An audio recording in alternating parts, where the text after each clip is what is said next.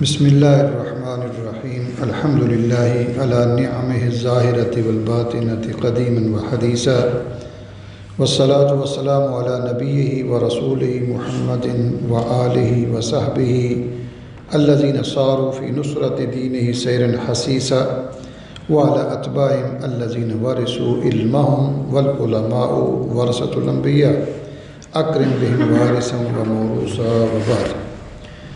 باب ازالت النجاست و بیانها۔ عن انس بن مالک رضی اللہ عنہ قال سئل رسول اللہ صلی اللہ علیہ وسلم عن الخمر تتخذ خلا فقال لا، اخرجہ مسلم والترمذی وقال حسن صحیح۔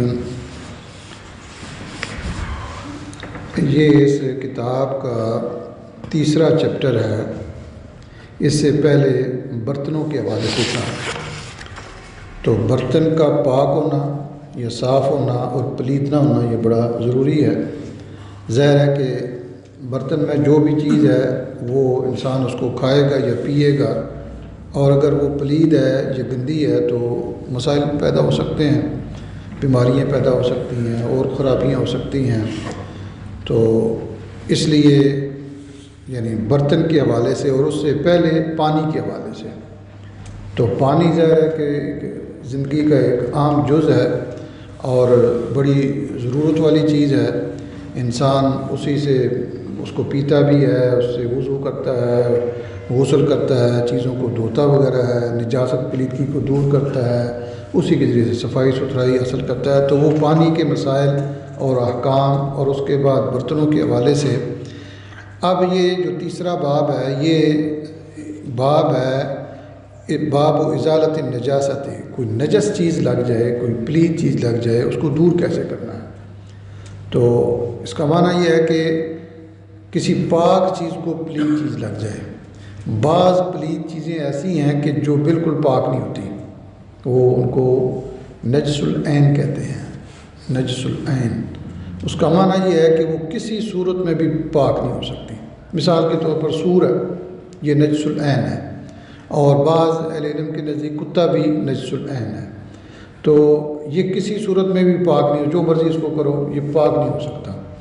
لیکن بعض دفعہ ایسا ہوتا ہے کہ چیز تو پاک ہے لیکن اس کے ساتھ کوئی پلید چیز ٹچ ہو گئی ہے، لگ گئی ہے، تو اب اس کو دور کیسے کیا جائے، صاف کیسے کیا جائے، کیسے اس کو پاک کیا جائے۔ تو یہ رسول اللہ صلی اللہ علیہ وسلم کی تعلیمات ہیں۔ تو بڑی یعنی زبردست چیز ہے اور یہ ہماری ضرورت کی بھی چیز ہے۔ ظاہر ہے کہ دونوں طرح کی چیزیں تو موجود ہوتی ہیں دنیا میں، پاک بھی ہیں پلید بھی ہیں، اور یہ دونوں چیزیں آپس میں ٹچ ہوتی رہتی ہیں۔ تو اب وہ پلید چیز ہو گئی ہے تو اس کو کیسے دور کرنا ہے، اور اس کے ساتھ ساتھ اس کی وضاحت اور اس کا بیان بھی۔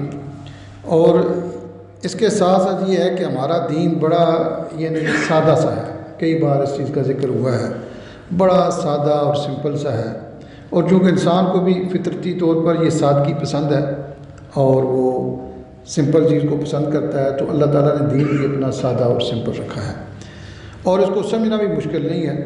اب دیکھیں کہ عام آدمی اس کو سمجھ سکتا ہے، عام آدمی بالکل کبھی وہ تعلیم حاصل نہیں کی پھر بھی اس کو سمجھ سکتا ہے۔ اسی وجہ سے اللہ تعالیٰ نے اس دین کا ہر ایک کو مکلف کیا ہوا ہے، ہر ایک کو۔ کوئی بندہ ایسا نہیں ہے کہ جو دین کا مکلف نہ ہو۔ اس لیے تو جب بندہ مرتا ہے، مرنے کے بعد جب اس کو قبر میں دفنایا جاتا ہے تو نبی اکرم صلی اللہ علیہ وسلم کی خبر کے مطابق وہاں اس سے کچھ سوالات ہوتے ہیں۔ ان سوالوں میں سے ایک سوال یہ ہوتا ہے کہ ما دینک، کہ بتائیے جی آپ کا دین کیا ہے۔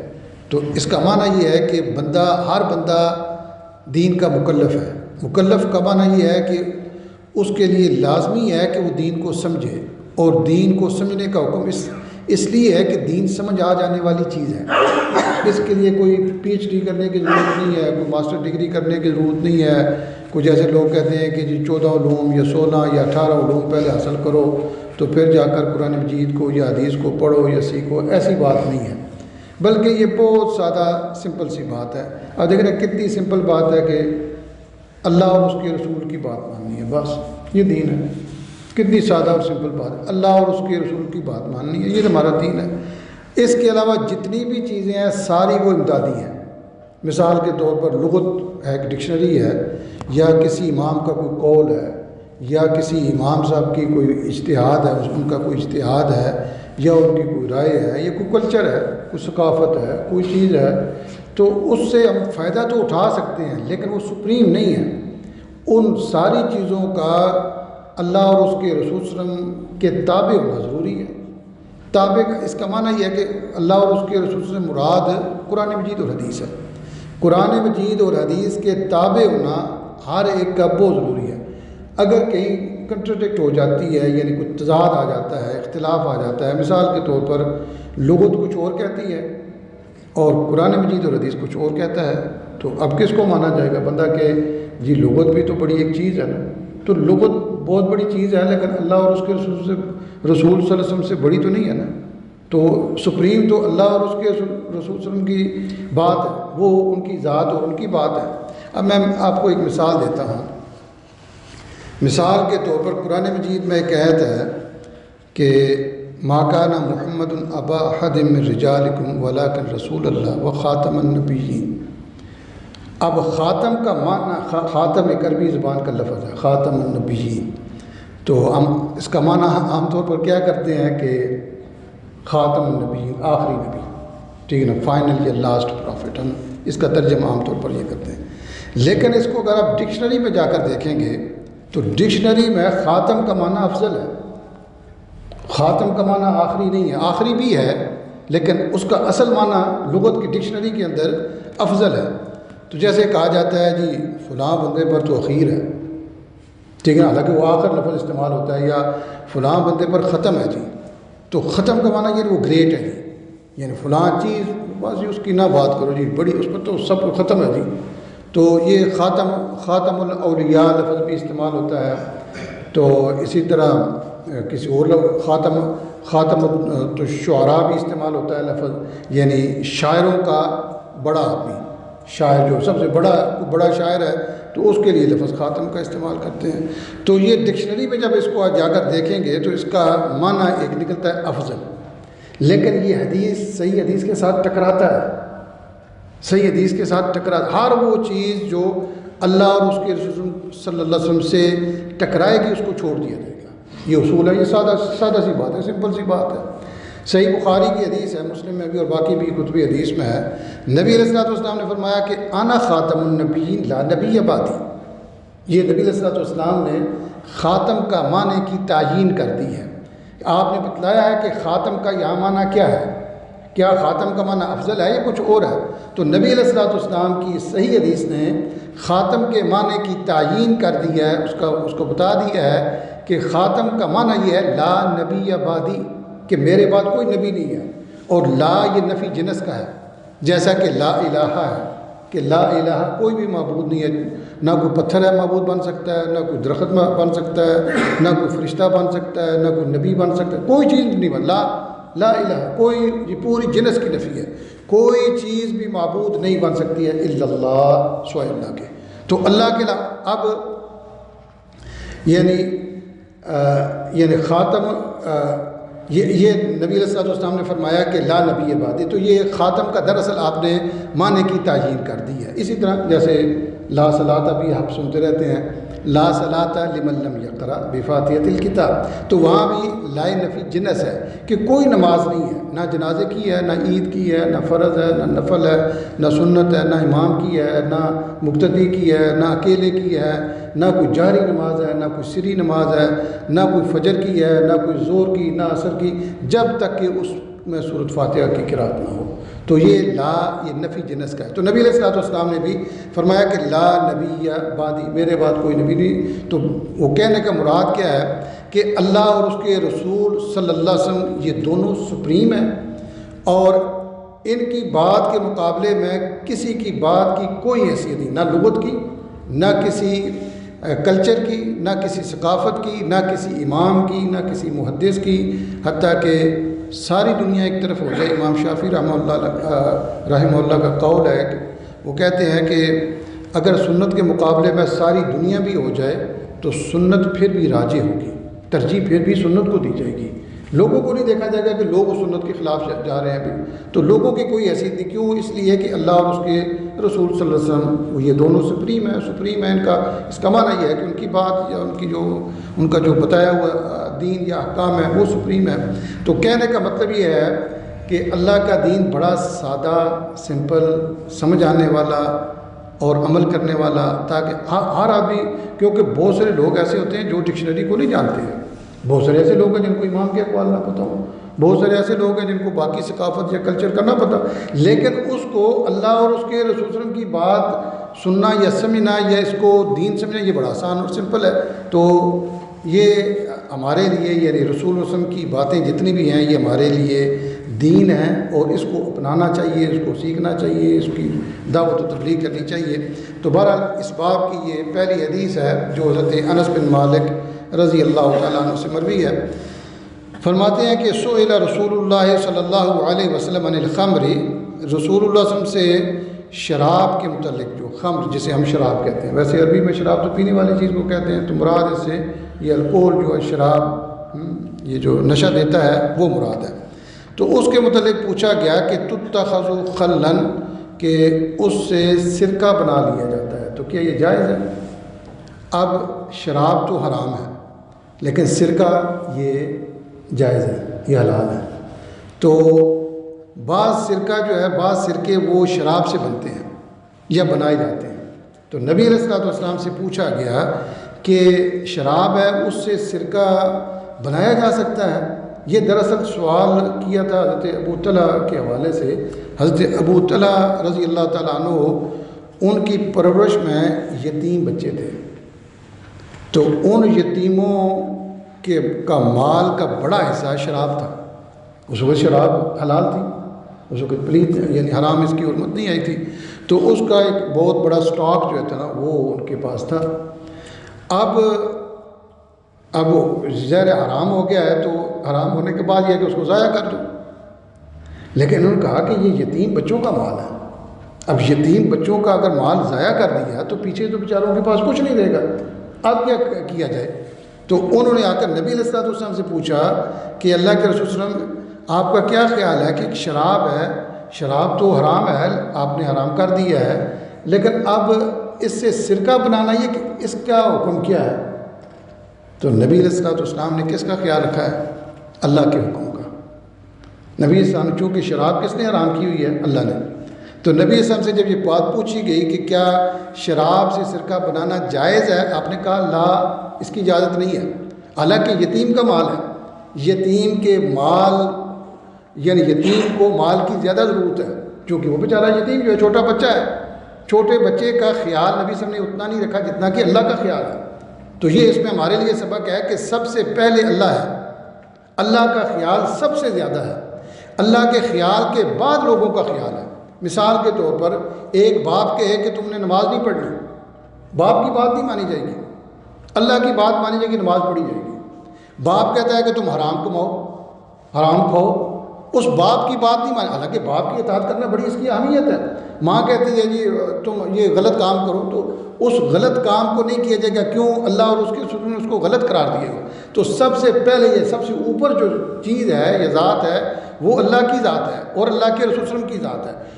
اس کے ماتحت اس کی اجازت یا اس کے وہ اگر کسی چیز کو جائز کہتے ہیں تو پھر باپ کی بھی اطاعت ہے، ماں کی بھی اطاعت ہے، ان کی بھی محبت ہے. لیکن سب سے زیادہ محبت یا سب سے زیادہ اوپر جو ہے وہ اللہ کی ذات ہے. اللہ تعالیٰ کی محبت کو کسی صورت قربان نہیں کیا جا سکتا. بے شک ماں ناراض ہوتی ہے تو ہوتی رہے، باپ ناراض ہو، ساری دنیا ناراض ہو جائے، لیکن اللہ تعالیٰ کو ناراض نہیں کیا جا سکتا. اللہ تعالیٰ سب سے اوپر ہے. تو بہرحال نبی علیہ الصلوۃ والسلام نے پھر اللہ کی بات، اللہ کا کہا کہ اللہ نے چونکہ اس کو حرام کیا ہے تو کسی مسلمان کے لیے جائز نہیں ہے کہ وہ شراب سے سرکہ بنائے. اب سرکہ جائز ہے، لیکن اگر شراب سے از خود سرکہ بن جائے تو یہ جائز ہے. شراب سے سرکہ بنانا یہ جائز نہیں، حلال نہیں ہے، حرام ہے. لیکن شراب پڑا ہے، اس کی آٹومیٹک خود بخود اس کی حیت چینج ہو گئی ہے، تو جب وہ چینج ہو گئی تو شراب تو ہے ہی نہیں. اب وہ جب وہ چیز پائی گئی ہے تو وہ تو سرکے کی صورت میں ہے، تو اس کی اجازت ہے، لیکن کسی مسلمان کے لیے جائز نہیں ہے کہ وہ شراب سے از خود سرکہ بنائے یا اس کو چینج کرنے کی کوشش کرے۔ کیوں؟ اللہ نے منع اس کو حرام کر دیا ہے۔ تو نبی علیہ الصلوۃ والسلام سے بہرحال یہ بات پوچھی گئی، یہ صحیح مسلم کی حدیث ہے اور ترمذی وغیرہ میں بھی یہ حدیث آئی ہے۔ پوچھا گیا کہ شراب سے کیا سرکہ بنایا جا سکتا ہے؟ آپ نے فرمایا اللہ، آپ نے فرمایا نہیں، اس کی اجازت نہیں ہے۔ اور دوسرا مسئلہ اس سے کیا نکلتا ہے، اس کے باب کے ساتھ جو باب ہے، باب کیا ہم نے یعنی پیچھے پڑھا ہے، باب یہ ہے کہ نجس چیز کو دور کیسے کرنا ہے۔ تو اس سے نکلتا کیا ہے کہ شراب جہاں حرام ہے وہاں یہ پلید بھی ہے، نجس ہے۔ شراب اگر کسی پاک چیز کو لگ جائے، برتن کو لگ جائے، کپڑے کو لگ جائے، تو وہ کپڑا یا وہ برتن پلید ہو جائے گا، تو وہ اس کو پاک کرنا ضروری ہے۔ تو پاک کیسے کیا جائے گا؟ اس کو زہر پانی کے ذریعے سے کیا جائے گا۔ تو یعنی اس سے ایک مسئلہ یہ بھی نکلا کہ جو شراب ہے یہ جہاں حرام ہے وہاں یہ پلید بھی ہے۔ ہر پلید چیز حرام ہے، ہر پلید، کوئی پلید چیز ایسی نہیں ہے جو حلال ہو۔ ہر پلید چیز حرام ہے، لیکن ہر حرام چیز پلید نہیں ہے۔ ہر حرام چیز پلید نہیں ہے، لیکن ہر پلید چیز حرام ہے۔ تو کوئی بھی جو پلید چیز ہے وہ حرام ہوگی۔ تو خیر نبی علیہ الصلوۃ والسلام نے فرمایا کہ اس سے سرکہ نہیں بنایا جا سکتا، اور امام ترمذی نے جب اس حدیث کو بیان کیا تو کہا کہ یہ حدیث حسن صحیح ہے، البتہ یہ صحیح مسلم کی حدیث ہے، اور آپ جانتے ہیں کہ بخاری اور مسلم کی ساری احادیث صحیح ہے۔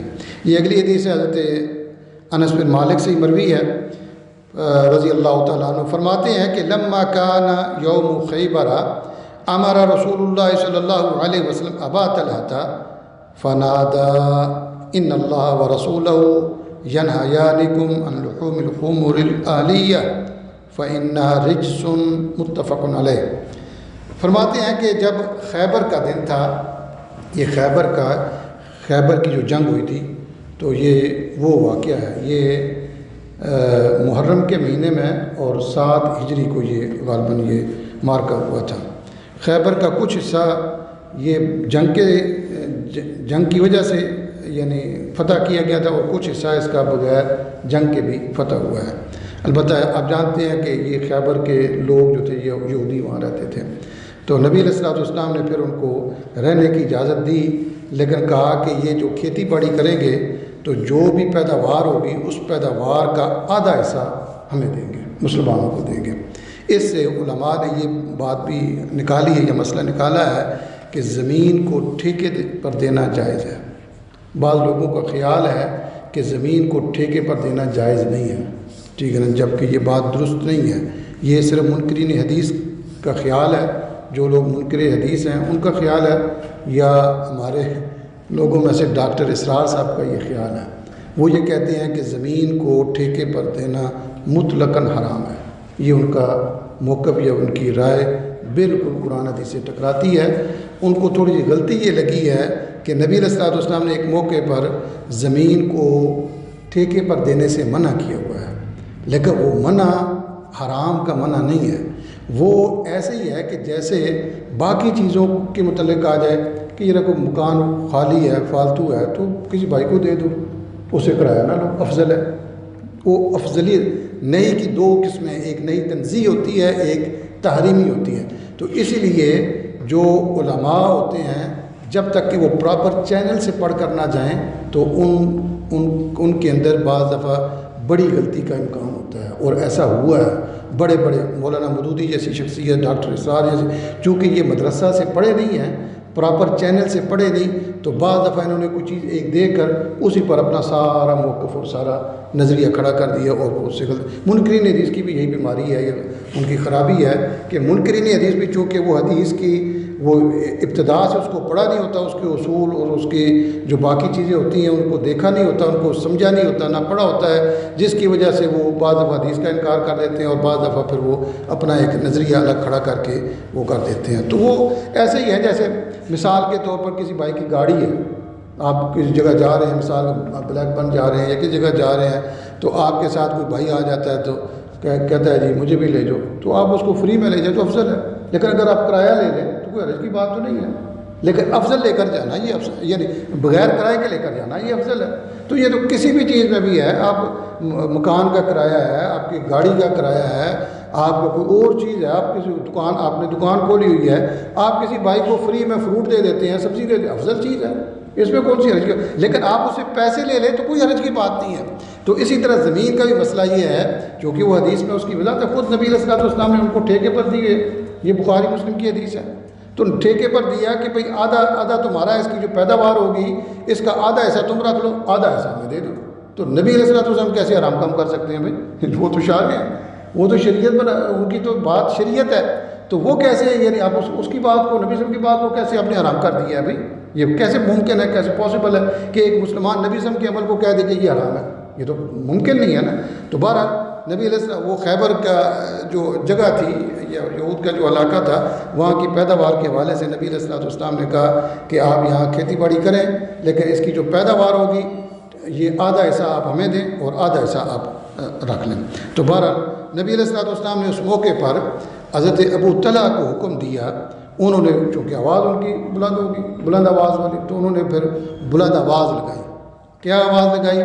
کہ اللہ اور اس کے رسول صلی اللہ علیہ وسلم تم کو گھریلو گدوں کے گوشت کھانے سے منع کرتے ہیں۔ بڑا قابل غور یہ جملہ ہے کہ انہوں نے کہا کہ، یعنی یہ ظاہر ہے کہ انہوں نے جو آواز لگائی ہے تو اللہ کے رسول کے حکم کے مطابق لگائی ہے نا، کہ اللہ کے رسول نے کہا ہے کہ یہ اعلان کر دو، تو اپنے پاس سے تو صحابہ کرام کوئی صحابی اعلان نہیں کر سکتا، تو نبی صلی اللہ علیہ وسلم کے صحابی نے یہ نبی صلی اللہ علیہ وسلم کے کہنے پر یہ اعلان کیا۔ تو اعلان کیا کہ اللہ نے اور اس کے رسول نے تم سب کو جو گھریلو گدھا، جس کو ہم گدھا کہتے ہیں، ایک وحشی گدھا ہے جس کو نیل گائے کہا جاتا ہے اردو میں، لیکن اس کو عربی زبان میں الحمار الوحشی کہتے ہیں، الحمار الوحشی، حمار اور حمار الاہلی۔ حمار الاہلی وہ ہے جسے ہم ڈنکی کہتے ہیں، ڈونکی گدھا، اور دوسرا جو ہے نا الحمار الوحشی، اس کو نیل گائے ہم کہہ دیتے ہیں، یا وہ جنگلی گدھا آپ کہہ لیں اگر سادہ لفظوں میں اس کو کہنا ہے۔ تو اس میں یہ ہے کہ اللہ اور اس کے رسول صلی اللہ علیہ وسلم نے تم کو گھریلو گدھے یا ڈونکی سے کے گوشت سے منع کیا ہے۔ تو اللہ نے تو کوئی نہیں منع کیا، قرآن مجید میں کہیں نہیں ہے، قرآن مجید میں گدھے کی حرمت نہیں ہے۔ وہ اعلان کیا ہو رہا ہے کہ اللہ نے منع کیا ہوا ہے۔ اس کا معنی یہ ہے کہ حدیث بھی اللہ کی طرف سے ہے، حدیث میں جو ممانعت آئی ہے، کوئی چیز حرام ہوئی ہے، اس کا معنی یہ ہے کہ وہ اللہ تعالیٰ نے وہ چیز اتاری ہوئی ہے۔ تو حدیث بھی اسی طرح وحی ہے جس طرح کہ قرآن مجید وحی ہے۔ تو یہ اعلان کیا گیا، اور یہ حدیث بخاری مسلم کی ہے۔ تو فرمایا کہ ان اللہ و رسول ینہیانکم عن لحوم الحمر الاہلیہ، تو جو گھریلو گدھے ہیں ان کے گوشت سے تم کو منع کیا۔ تو اس سے مسئلہ کیا نکلا کہ یہ جو گھریلو گدھے ہیں، یہ کوئی بھی حرام جانور ہے، یہ ان کا گوشت اور خون پلید ہے، چونکہ باب کیا ہے کہ نجس چیز کو دور کیسے کرنا ہے۔ تو ذکر کس چیز کا ہو رہا ہے کہ گھریلو گدھے کے گوشت کے حوالے سے، کہ کھانے کے حوالے سے، تو جہاں ان کا کھانا حرام ہے وہاں وہ ان کا گوشت اور خون پلید ہے۔ اگر وہ خون یا گوشت کسی کپڑے کو یا برتن کو لگ جائے گا تو اس کو دھونا ضروری ہے، کیونکہ وہ پلید ہے۔ البتہ اس کے جو بال ہیں یا اس کا پسینہ جو ہے وہ پلید نہیں ہے۔ کیوں؟ اس لیے کہ نبی صلی اللہ علیہ وسلم نے اس پر سواری کی ہوئی ہے۔ جب سواری کرتے ہیں تو ظاہر ہے کہ پسینہ تو جانور کو آتا ہے، تو اس کے بال بھی لگتے ہیں جسم کو، تو اس کے بال بھی، یعنی گدھے کے بال یا حرام جانور کے جو اس طرح کے بال ہیں، اور چونکہ وہ ضرورت ہوتی ہے اس کے، وہ ایک سواری والا جانور ہے، تو اس کے بال یا اس کا پسینہ وہ پلید نہیں ہے۔ وہ اگر جسم کو لگ جائے تو کوئی حرج کی بات نہیں، البتہ اس کا جو گوشت اور اس کا جو خون ہے وہ پلید ہے، اور اس کو کھا نہیں سکتے، کیونکہ ہر پلید چیز حرام ہے۔ یہ حدیث بخاری اور مسلم کی ہے۔ نبی علیہ الصلوۃ والسلام نے خود فرمایا فَإِنَّهَا رِجْسٌ، رِجْسٌ کا معنی یہ ہے کہ یہ نجس، کہ یہ پلید ہے، یہ گھریلو گدھے کا گوشت یہ چونکہ پلید ہے اس لیے تم اس کو کھا نہیں سکتے۔